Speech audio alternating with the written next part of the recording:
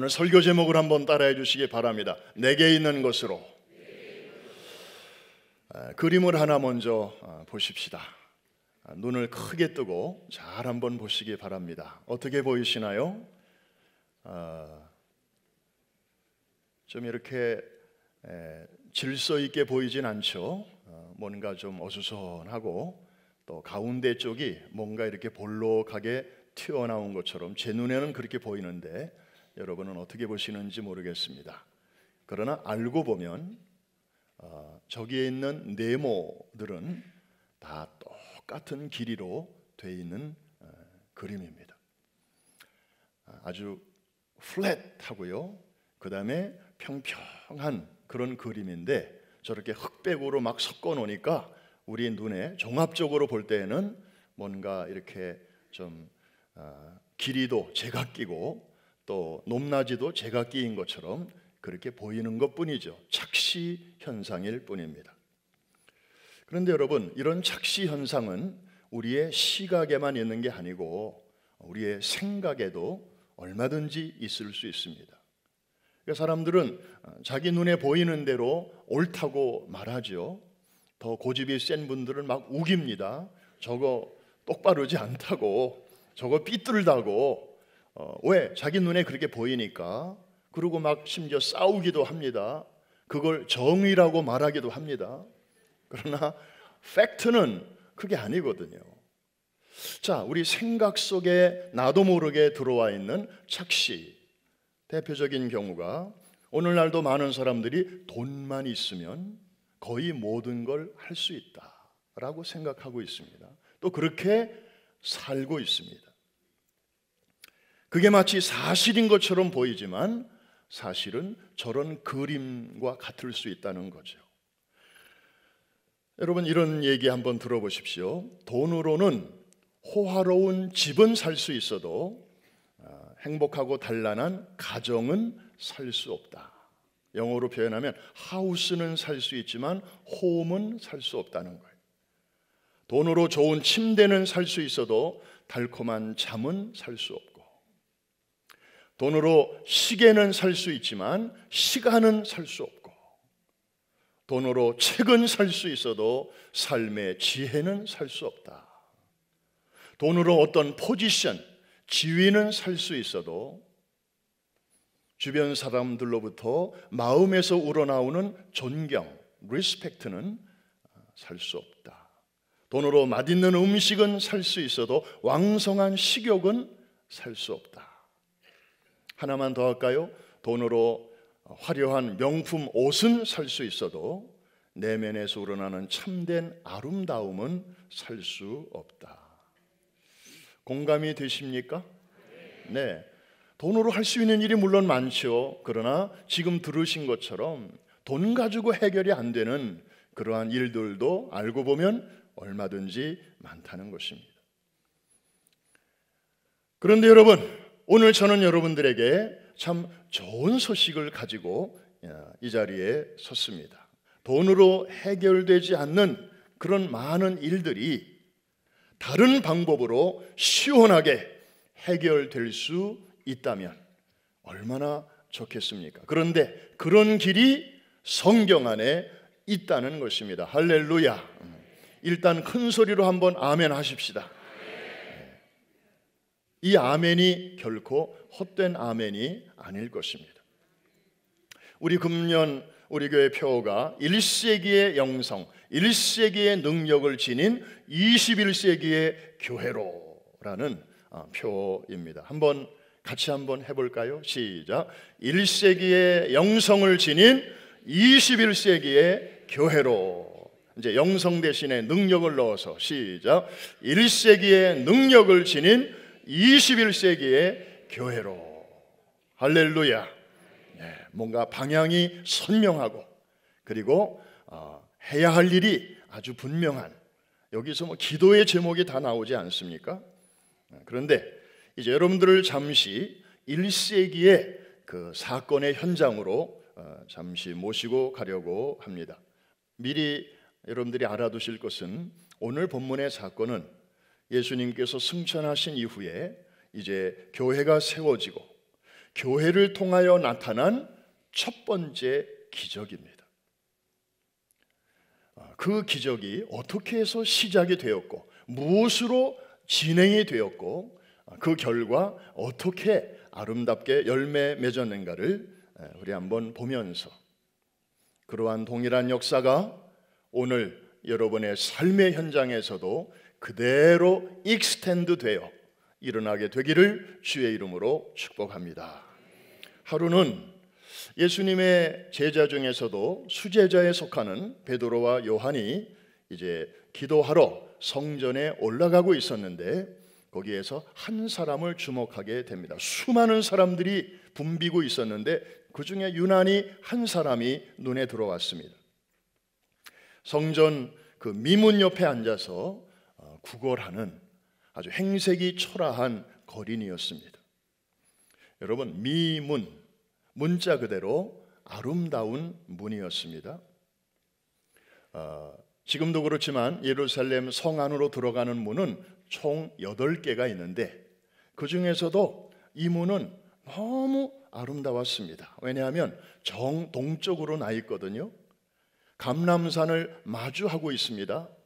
그래서 아침에 동쪽에서 태양이 이렇게 솟아오르면 그대로 이 문을 환히 비추게 되는데 이 대리석이 햇볕을 받으면 아주 찬란하게 빛이 나요. 그래서 다른 7개의 문보다는 너무 아름답게 보이기 때문에 Beautiful Gate, 미문이라는 그런 이름을 사람들이 붙였습니다. 그리고 별명, 또 하나의 별명이 있는데 아주 황금빛이 난다고 그래서 골든 게이트, 황금문이라는 별명도 갖고 있습니다. 그런데 그 아름다운 문 앞에서 날마다 나와서 구걸하는 이 거린의 삶은 전혀 아름답지 않았습니다. 이 what a big contrast, 너무나 대조적인 거예요. 아름다운 문, 정말 비참한 인생. 이게 한 그림에 지금 동시에 나타나고 있는 것입니다. 이 거린은 삶이 얼마나 비참했는지 날 때부터 안전방이었다 그랬습니다. 이 사람이 나이가 몇 살쯤 됐는가? 고맙게도 그 다음 장에 이 사람의 나이가 나와요. 40여 세쯤 되었다 그랬습니다. 그러니까 나면서부터 안전방이었으니까 이분의 인생에서 40년 이상 얼마나 남모르는 슬픔과 한많은 삶을 살았겠습니까? 혼자서는 아무 데도 못 가고 누가 꼭 데려다 줘야 되고, 게다가 때는 제9시 그랬습니다. 우리 지난 시간에 한번 유대인의 시간, 특별히 경건한 유대인들은 하루에 3번 기도한다고 그랬죠. 아침 9시, 낮 12시, 오후 3시. 여기서 말하는 제9시는 오후 3시를 말합니다. 그러니까 유대인의 하루 3번 기도 시간 중에 맨 마지막 시간이에요. 그러니까 오전에 제대로 못한 사람들은 이 마지막 기도라도 빼먹지 않으려고 많은 사람들이 오가는 그런 시간이었습니다. 그러니까 이 거지의 입장에서는 이때에 자기가 정말 한몫하지 않으면, 정말 사람들에게 돈을 얻어내지 못하면 어쩌면 오늘은 빈손으로 집에 가야만 하는 그런 절박한 상황에서 지나가는 사람들을 아주 애절한 표정으로 쳐다보면서 구걸을 하고 있었던 것입니다. 그래서 5절에 보니까 그가 베드로와 요한에게 무엇을 얻을까 하여 바라보거늘, 그렇게 묘사하고 있습니다. 그리고 6절에 보면 그 거린을 보면서 베드로가 이렇게 외칩니다. 뭐 인사말도 없어요. 아유, 얼마나 고생하십니까? 힘드시죠? 뭐 이런 인사말도 없이 다짜고짜로 은과 금은 내게 없거니와 내게 있는 것으로 내게 주노니 곧 나사렛 예수 그리스도의 이름으로 걸으라. 여러분, 사람은요 자기가 갖고 있지 않은 것은 나누고 싶어도 나눌 수가 없습니다. 이론적으로 자기가 갖고 있는 것만 나눌 수 있죠. 맞죠? 예, 없는 거는 나누고 싶어도 나눌 수가 없습니다. 그 당시 베드로가 갖고 있는 것이 무엇이 있었을까? 한번 생각해 보십시다. 얼마 전까지만 해도 그에게는 배와 그물이 있었습니다. 그리고 고기 노하우가 그에게는 있었습니다. 그리고 베드로가 주님을 따라다니던 시절에는 소위 수제자라고 하는 타이틀이 그에게 있었습니다. 그런데 지금까지 소개한 이런 베드로의 자랑거리는 하루아침에 다 날아가 버리고 맙니다. 그에게는 부모님이 지어준 이름도 있었습니다. 게바. 그런데 어느 날 주님이 그의 신앙 고백을 들으시고 너무 기특하게 여기신 나머지 그에게 새로운 이름을 지어주셨습니다. 베드로. 반석이라는 뜻이죠. 앞으로 세상에 어떻게 변해도 너의 지금의 이 신앙의 고백만큼은 바위처럼 변치 말거라. 예수님께서 그런 기대와 함께 새로 지어주신 이름이었습니다. 그런데 어느새 그는 그 이름값도 제대로 못하는 사람이 되어버리고 말았습니다. 그것도 누구나 인정할 만한 무슨 로마 제국의 큰 권력 앞에서라면 뭐 그럴 수 있다고 동정이라도 받겠지만 한 여자가 그냥 내뱉는 말 그 한마디에 예수님을 3번씩이나 부인해버리고 만 것입니다. 이 일로 인하여 베드로는 완전히 풀이 죽었습니다. 예루살렘에 더 이상 머물 수가 없어서 고향인 갈릴리로 내려갑니다.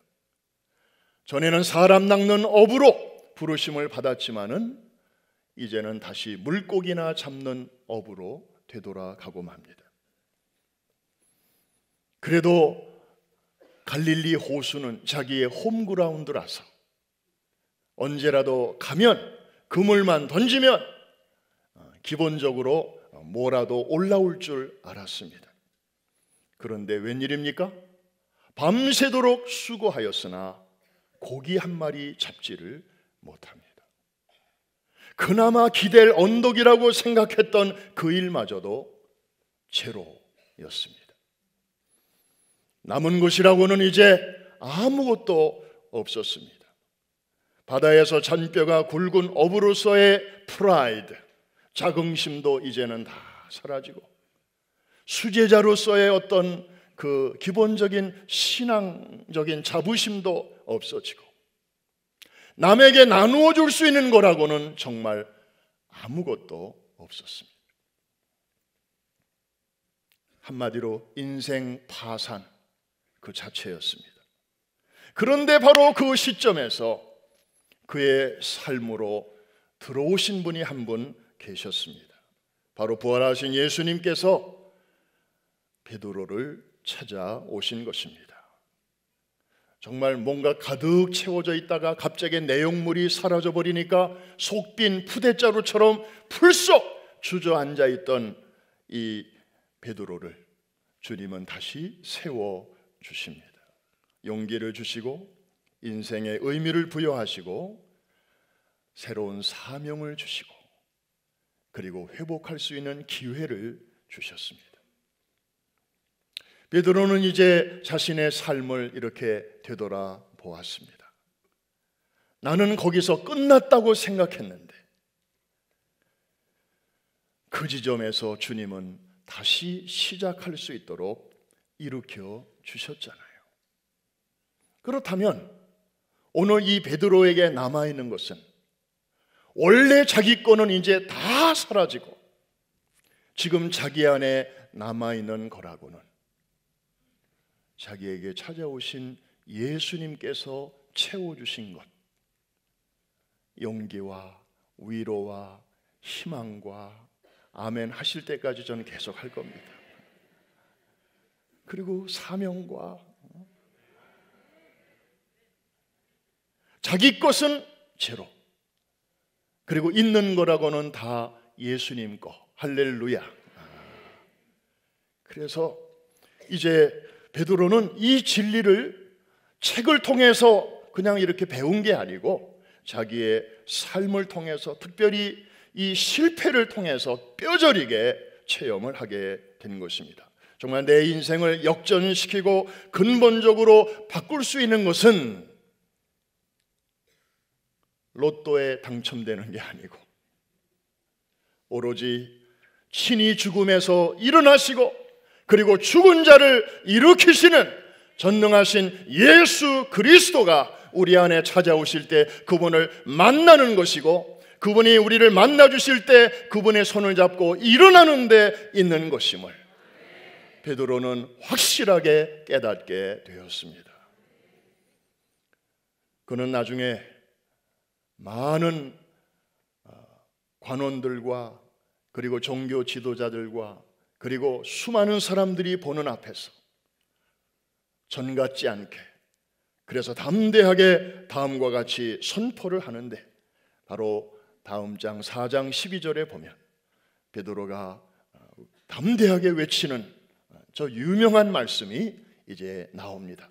우리 같이 한번 큰 소리로 읽겠습니다. 시작. 다른 이로서는 구원을 받을 수 없나니 천하 사람 중에 구원을 받을 만한 다른 이름을 우리에게 주신 일이 없음이니라. 예수의 이름. 그날 베드로는 다른 것은 줄 수가 없어서, 은과 금은 나누어 주고 싶어도 자신에게 없었지만 자신 안에 머물고 있는 예수 그리스도의 저 영광스러운 이름, 이것을 그 거린에게 나누어 주었던 것입니다. 할렐루야. 아유, 그거는 베드로 얘기지요. 저하고는 좀 거리가 있네요. 그거는 사도행전에 나오는 이야기죠. 뉴욕에 사는 저하고는 별로 연결점이 없네요. 혹시 이렇게 생각하는 분이 계실는지 모르겠습니다. 그래서 설교가 쉽지 않은 게, 옛날 얘기를 하면서 그거를 오늘의 삶 속에 이걸 끌어붙여야 되는데 그건 제 힘으로 안 되고, 그런 일을 해주시는 고마운 분이 바로 성령님이심을 믿습니다. 그래서 우리가 여러분들이 예배드리기 전에 중보기도 팀이 미리 모여서 한 30분 뜨겁게 기도를 하는데, 그분들의 기도가 뭐냐 하면 오늘 예배를 통해서 정말 21세기를 힘겹게 살아가는 여러분들에게 오래전 이야기, 지나간 이야기를 통하여 성령님께서 오늘의 이야기로 여러분들의 삶 속에 역사하시도록 매주일마다 모여서 기도하시는 분들이 바로 중보기도 팀들이에요. 여러분들이 주일날 이렇게 오셔서 꼭 설교를 통해서만이 아니고 찬양을 하면서 은혜를 받고, 또 어떤 분들은 광고 시간에 또 그렇게 은혜를 받고, 그냥 어떤 분들은 그냥 교회에 와서 성도의 교제를 통하여 또 은혜를 받고, 이 모든 일들이 바로 다 성령의 역사인 줄로 믿습니다. 베드로가 그 거린에게 소개하였던 예수의 이름, 그 능력과 권세가 사실은 여러분하고도 관련이 있다니까요. 일단 믿음으로 아멘 하십시다.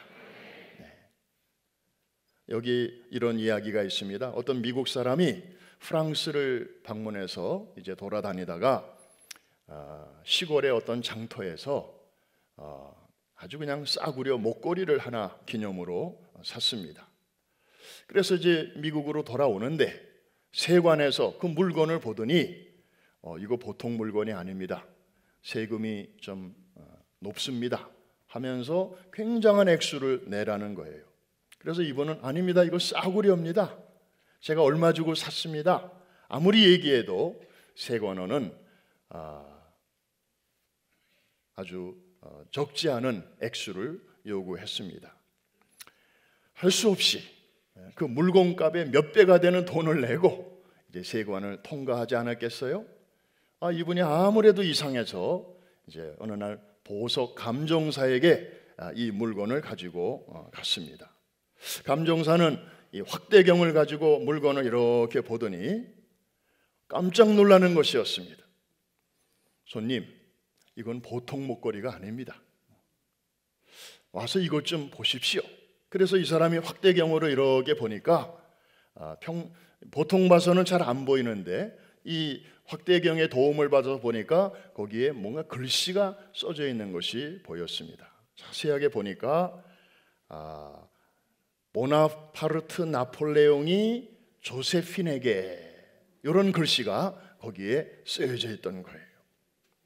여러분, 이탈리아의 코르시카 섬에서 태어났는데 이제 프랑스 군대에 들어가 가지고 나중에는 황제가 되어서 정말 한 세기를 주름잡았던 이 작은 영웅 나폴레옹이 자기보다 6살이나 많은 애가 둘씩이나 딸린 그 조세핀이라는 여인과 사랑에 빠져서 결국에는 결혼까지 하게 되는데, 그 연인에게 준 사랑의 증표, 그 선물 목걸이였던 것입니다.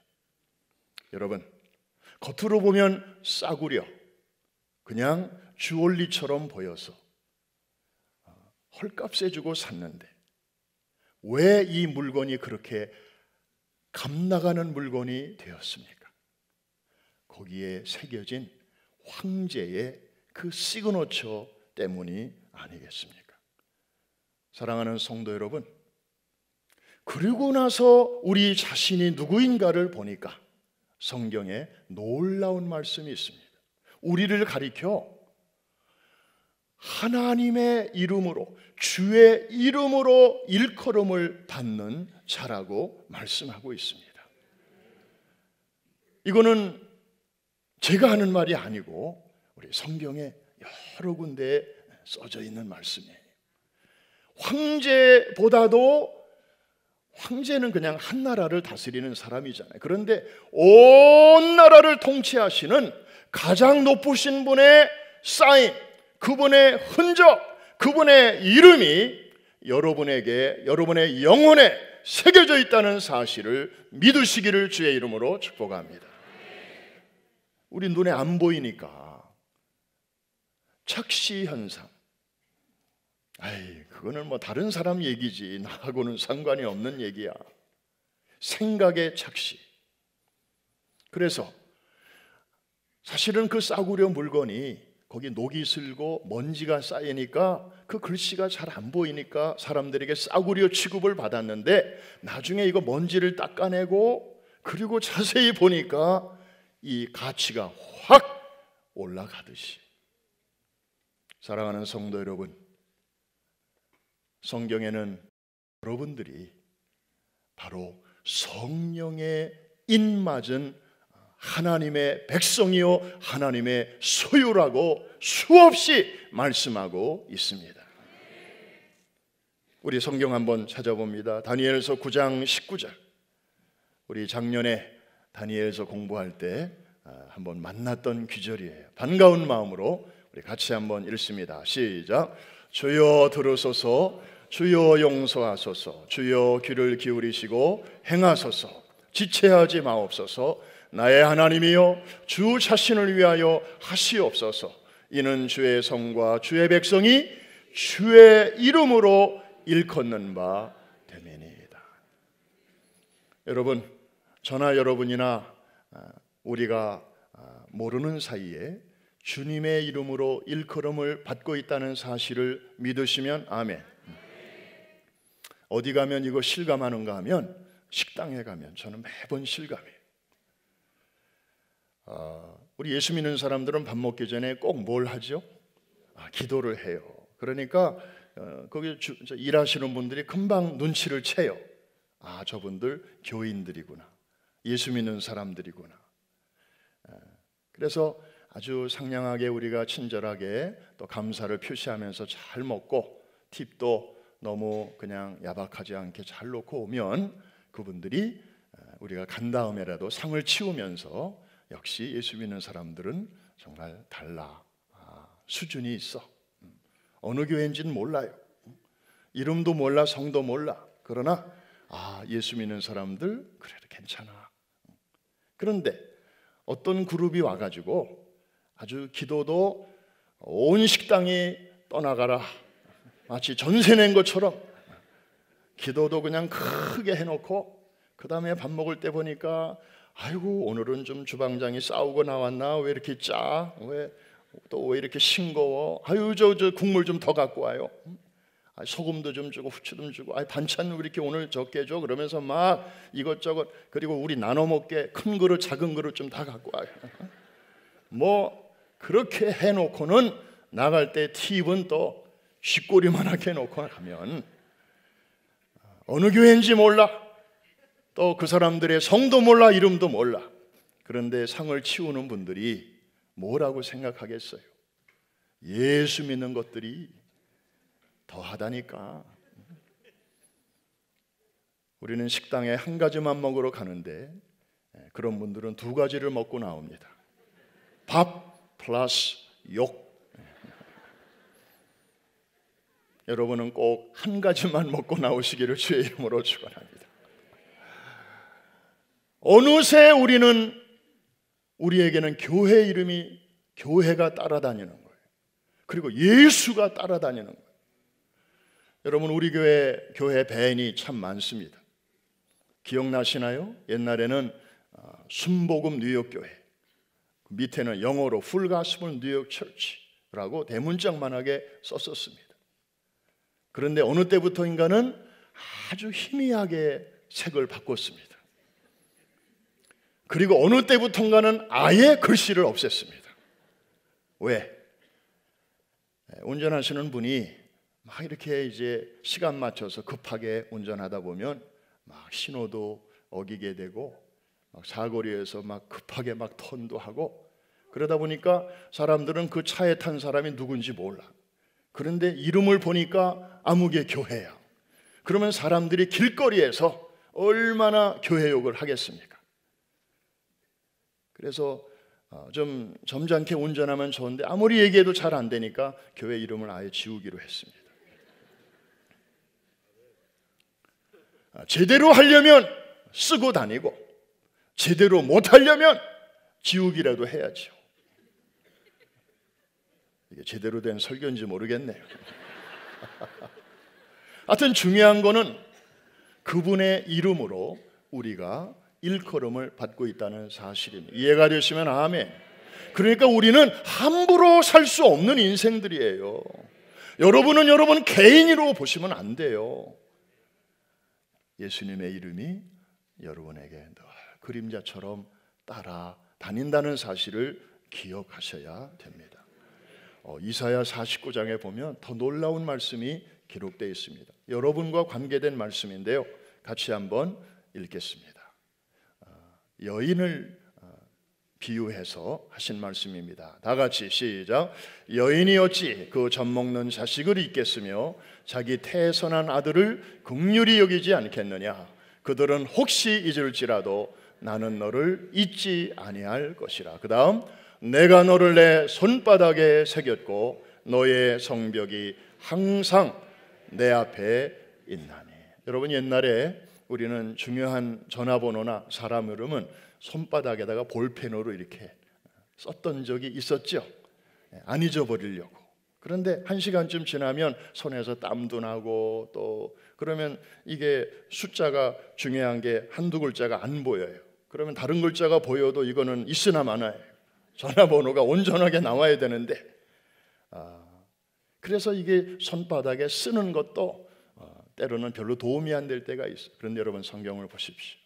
여인의 이야기를 하면서, 여러분, 아이를 낳은 그 엄마가 어찌 자기 배 아파서 낳은 아이를 1시간이라도 잊을 수 있겠느냐. 그러면서 혹시 어미들은 잊을 수 있다 할지라도 나는 너희를 결코 잊지 아니하리라. 이거는 절대로 잊지 아니하신다는 말씀입니다.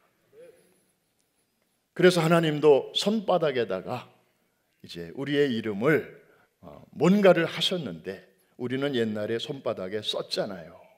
그런데 하나님은 표현을 보세요. 한번 따라 하십시다. 새겼노라. 손바닥에 새기면 오늘날의 문신 같은 거잖아요. 새기면 피가 나요. 피가 날 정도로 그 이름이 아주 깊이 새겨지는 것입니다. 이거는 지워지지 말라고.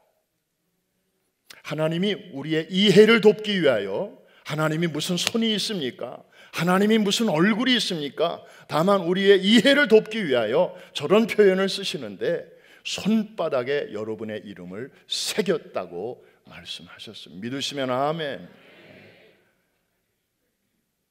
그러니까 우리는 그분의 이름이 운명처럼 따라다니는 거예요. 그분의 이름으로 일컬음을 받고 있습니다.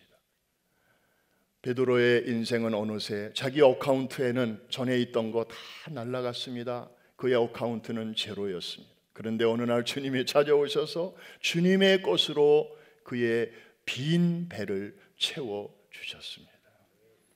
이제 그에게 남은 거라고는 예수 그리스도의 이름밖에 없었습니다. 그래서 그날 그 거린에게 담대하게 말했습니다. 내가 원하는 은과 금은 내게 없다. 전에는 좀 있었으나 지금은 없다. 그러나 지금 내 안에 있는 거 너와 나누고 싶다. 바로 예수 그리스도의 이름이다. 사랑하는 성도 여러분, 여러분에게도 동일한 그 이름이 여러분에게 새겨져 있음을 믿으시기를 주의 이름으로 축복합니다. 그런데 거기에만 머물러 있으면 안 됩니다. 어우 감사해요. 어우 주님 나에게도 이런 존귀한 이름이 있으니 어유 이 이름으로 천국 가겠네요. 할렐루야. 그러고만 있으면 안 된다는 거예요. 이제는 그 이름으로 여러분 주변에 영적인 안전방위로 앉아있는 그런 사람들을 여러분들이 그의 손을 잡아 그 이름의 능력으로 저들을 일으켜 주는 데까지 나아가야 될 줄로 믿습니다. 여러분 지난 12월에 크리스마스 때 선물 이것저것 받으셨잖아요. 그런데 지금 1월 중순이 되도록 그 선물을 풀어보지도 않고 사용하지도 않고 그냥 고이고이 잘 간직해 두고 있는 분이 있습니까? 그러면 준 사람의 입장에서는 얼마나 좀 씁쓸하겠어요. 선물을 받았으면 빨리 풀어보고 그리고 써보고 그리고 그분에게 연락을 좀 해야 되지 않겠어요? 아이고 어쩌면 제게 이렇게 꼭 맞는 선물을 하셨어요. 아유 제가 그렇지 않아도 인터넷으로 주문하려고 했는데 아유 그렇게 선물을 주셨네요. 저도 누가 넥타이 선물하면 반드시 그 다음 주일에는 그 넥타이를 하고 옵니다. 왜? 다른 분은 몰라도 그분은 허 목사가 그 넥타이를 하고 나오나 아니면 또 딴 사람한테 선물로 줬나 한번 확인해 보고 싶지 않겠어요? 선물하는 그분은 그래도 얼마나 정성을 다해서 했는데 이렇게 마찬가지로 주님도 우리에게 정말 존귀한 이름을 선물로 주셨는데 문제는 이것을 그냥 갖고만 있는 사람, 그 다음에 그것을 쓰는 사람, 그리고 더 한심한 것은 받았는데도 받은 줄도 모르는 사람, 별의별 사람들이 다 있습니다. 그런데 운명적으로 우리는 아까 식당 얘기한 것처럼 예수의 이름이 우리에게는 지금 이 순간에도 머물고 있고 따라다니고 있다는 사실을 여러분 다시 한번 굳게 붙드시기를 바랍니다. 말씀을 마치면서 중세 시대를 흔히 영적인 암흑기라고 우리가 말합니다. 그런데 그런 암흑기에도 정말 빛나는 하나님의 사람들은 있었습니다. 그 당시 최고의 신학자였던 토마스 아퀴나스는 교회의 부와 권력이 극에 달했을 때에 이런 말을 남겼습니다. 로마 제국의 박해 아래에 있던 초대교회는 은과 금은 없었어도 나사렛 예수 그리스도의 이름이 살아있었다. 그러나 박해 시대가 지나면서 우리는 아름다운 교회를 짓고 금 기둥을 세우고 대리석 바닥을 꾸몄다. 많은 땅과 건물이 생겼고 사람들도 많아졌다. 그러나 우리는 어느새 나사렛 예수 그리스도의 이름과 그 능력을 잃어버렸다. 여러분, 지금으로부터 800년 전에 살았던 분의 지적이요 자성입니다. 우리를 경이롭게 합니다. 우리 현대인들은 오늘날 많은 것을 소유하고 있습니다. 이전의 사람들보다 좋은 집도 있고, 거의 다 자동차를 운전하고 있고, 컴퓨터를 소유하고 있고, 먹거리, 볼거리, 엔터테인먼트, 얼마나 우리 주변에 많습니까? 오늘날 우리의 문제는 옵션이 없는 게 아니라 너무 많은 옵션이 우리 주변에 있다는 것입니다. 그런데 여러분, 홍수가 나면 정작 마실 물이 귀하듯이 정말 우리에게 필요한 물과 같이 정말 귀한 것, 우리가 놓치고 살아갈 때가 많습니다. 그러니까 교회를 다녀도 그냥 반쪽 신앙생활, 영적인 안전방위와 같은 인생을 사는 사람들이 얼마나 많은지 모릅니다. 그 원인은 옆집보다 우리 집이 뭐가 없어서가 아니라 하나님이 우리에게 주신 예수 그리스도, 그분의 이름, 그 능력을 우리가 놓치고 있기 때문입니다. 사랑하는 성도 여러분, 새해가 밝았습니다. 하나님이 우리에게 또 사도행전으로 다시 한번 이렇게 깨워주고 계시는데 다시 찾아야 될 줄로 믿습니다. 내일부터가 아니라 오늘 말씀을 들은 오늘부터 우리가 다시 그 이름의 능력과 그 이름의 권세를 회복해야 될 줄로 믿습니다. 저는 감히 여러분들에게 믿음으로 도전합니다. 마가복음 16장 17절 18절에 보면 믿는 자들에게는 이런 표적이 따르리니 곧 저희가 내 이름으로 귀신을 쫓아내며 새 방언을 말하며 뱀을 집어올리며 무슨 독을 마실지라도 해를 받지 아니하며 병든 사람에게 손을 얹은즉 나으리라 하시더라. 여러분들에게 묻습니다. 저 말씀은 누구에게 주신 말씀입니까? 신학교 졸업한 사람들에게 주시는 말씀입니까? 목사들에게만 주시는 말씀입니까? 전도사들에게 주시는 말씀입니까? 선교사들에게만 주시는 말씀입니까? 한번 따라 하십시다. 믿는 자들에게는. 저 안에 나도 포함되어 있다고 생각되시는 분들만 아멘. 여러분의 믿음대로 될 줄로 믿습니다. 이제 오늘 여러분들이 돌아가시면 여러분 가족 가운데 아픈 사람이 있으면 여러분이 기도해 주십시오. 저 말씀 의지하고 기도의 결과는 하나님 소관이니까 하나님께 맡기고 우리는 우리의 일 하면 되고 하나님은 하나님의 일 하시면 되는 겁니다. 할렐루야. 여러분들에게 이미 주어진 이 권세, 이 이름의 능력 여러분들이 릴리스 하시기를 주의 이름으로 축복합니다. 바닷가에 서 있는 등대는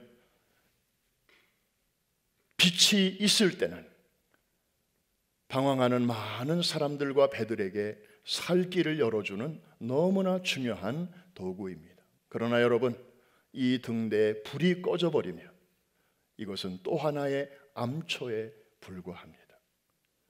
우리는 오순절 교회입니다. 우리는 성령님을 모시고 사는 오순절 성도들입니다. 성령의 불이 여러분 속에서 꺼지지 않게 되기를 주의 이름으로 축복합니다. 그래야 어둠 속에서 헤매는 사람들이 여러분을 보고 길을 찾게 될 것입니다.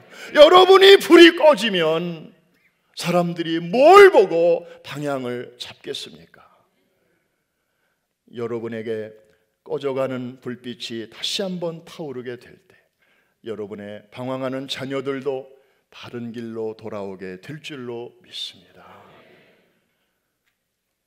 다른 사람은 어찌하든지 주여, 오늘 내 안에 예수 그리스도의 이름, 그 이름의 능력 주셨으니 이제는 믿음으로 그 이름의 능력을 행사하며 누리며 나누어주며 살게 하여 주시옵소서. 그러한 마음으로 오늘 다시 한번 내 남은 생의 첫 번째 날인 오늘부터 믿음으로 일어나겠습니다 하시는 분들만 큰 소리로 아멘. 다 자리에서 한번 일어나십시다.